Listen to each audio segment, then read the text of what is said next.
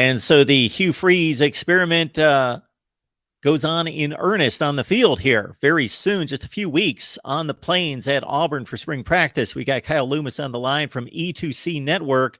This is a unique channel, folks. Check it out on YouTube. They talk Auburn. I'm not talking Auburn football. I am talking Auburn football, basketball, baseball, not just sports, the Auburn community as a whole. Check it out right here on YouTube. We appreciate Kyle being here. How you doing today, sir?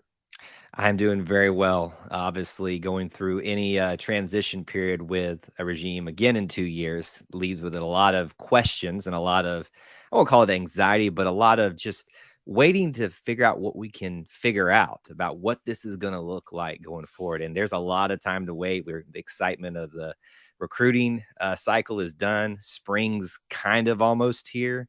So for me personally, it's just kind of sitting in that holding period as it relates to Auburn, and just kind of, I'm just excited to figure out what we can figure out. Kyle, those expectations are tied to recruiting first and foremost, as they always are everywhere. And Hugh Freeze brought in what is ranked the 18th best class in America and a strong finish, which included 21 players signed. Yeah, it was very impressive what he was able to do in such a short amount of time. And I would love to actually sit down with Hugh Freeze and ask him what he thought when he walked into the situation, when he actually realized what needed to be filled, what roles needed to be filled, recruiting high school kids wise and transfer wise when he arrived. Because the amount that was brought in, it seemed like every day a new transfer, a new commit was coming in.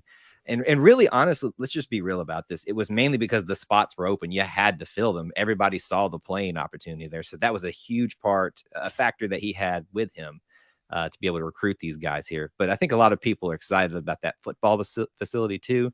So it makes sense that a lot of these guys, a lot of these transfers that have one more year, that want to kind of go out with a bang, do something special, come be a part of a transition period, it would make sense that they would want to come here. But just what he was able to accomplish, his staff, those that remained from the previous staff and those that came over with him, is just absolutely outstanding. You know, I always stress to people to not focus too much on the rankings, but you can see just from that alone, going from, I think, 60th somewhere, maybe even below that, to up in the teens, depending on who you look at. That's an incredible feat for this coaching staff. Kyle, any particular players that you think may make an immediate impact? I do. I will give you one especially that I'm super excited about. And I love how much he is embracing, obviously, not just being an Auburn football player, but in his final year that he'll play college football, being just part of the Auburn community, because that's what we're all about in the channel. Yes, we focus on the sports, as you said, but we go so much more than that. And this guy is just diving right in to the culture, and that is Elijah McAllister, the transfer out of Vanderbilt of all places. He's going to be probably, he could play anywhere, honestly, defensive end, edge, outside linebacker, depending on who you talk to, you'll hear different things.